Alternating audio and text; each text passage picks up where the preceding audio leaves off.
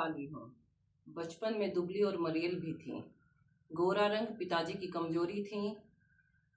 बचपन में मुझसे 2 साल बड़ी, खूब गोरी, स्वस्थ और हंसमुख बहन सुशीला से हर बात में तुलना और फिर उसकी प्रशंसा से ने ही क्या मेरे भीतर ऐसे गहरे हीन भाव की ग्रंथि पैदा नहीं कर दी कि नाम, प्रतिष्ठा, सम्मान पाने के बावजूद आज तक मैं उससे उबर नहीं पाई। आज भी परिचय करवाते समय जब कोई कुछ विशेषता लगाकर मेरी लेखकीय उपलब्धियों का जिक्र करने लगता है तो मैं संकोच से सिमट ही नहीं जाती, बल्कि गड़ने गड़ने को हो जाती हूँ। शायद अचेतन की किसी परत के नीचे दबी इसी हीन भावना के चलते मैं अपनी किसी भी उपलब्धि पर भरोसा ही नहीं कर पाती। सब कुछ मुझे तुक्का ही लगता है। ये पंक्तियां एक बहुत ही प्रतिष्ठित सम्मानीय लेखिका ने अपनी आत्मकथा में लिखी हैं।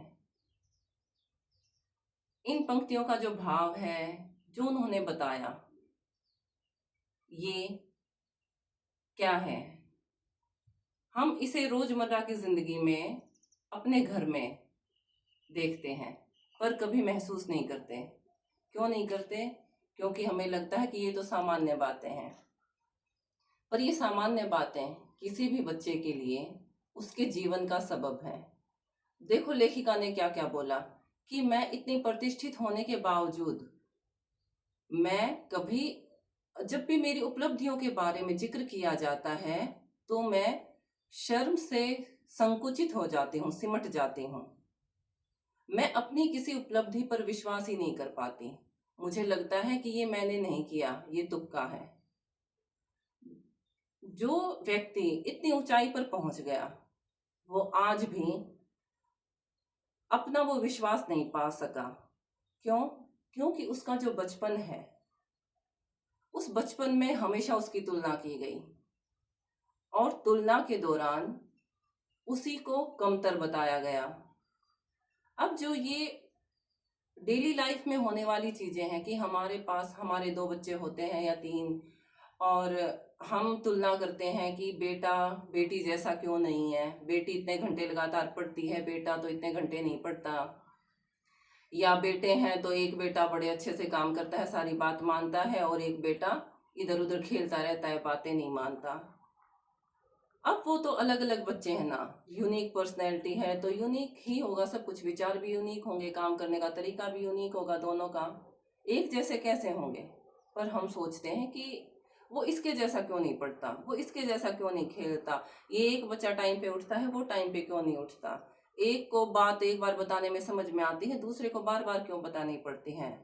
हमारे दिमाग में यही चलता रहता है और हम उस बच्चे को भी उसके जैसा बनाने के लिए, मतलब कि वो हमारे कहते ही हमारी बात माने या पढ़ाई में मन लगाए, जैसा हम बोलते हैं वैसा ही करे, ऐसा बनाने के लिए हम दूसरे बच्चे को लगातार टोकते रहते हैं कि तुमने ये नहीं किया, वो देखो तुम्हारे भाई को देखो या तुम्हारी बहन को देखो या तुम आस पास पड़ोस के किसी बच्चे को देखो। हम ये लगातार बोलते रहते हैं पर हम ये नहीं जानते कि जब हम लगातार ऐसा करते रहेंगे तो वो बच्चा अपने बारे में क्या सोचने लगेगा। अब वो मानने लगेगा कि मैं तो कुछ करता ही नहीं, मैं भाई जैसा समझदार नहीं या बहन के जैसे मैं पढ़ता नहीं हूँ।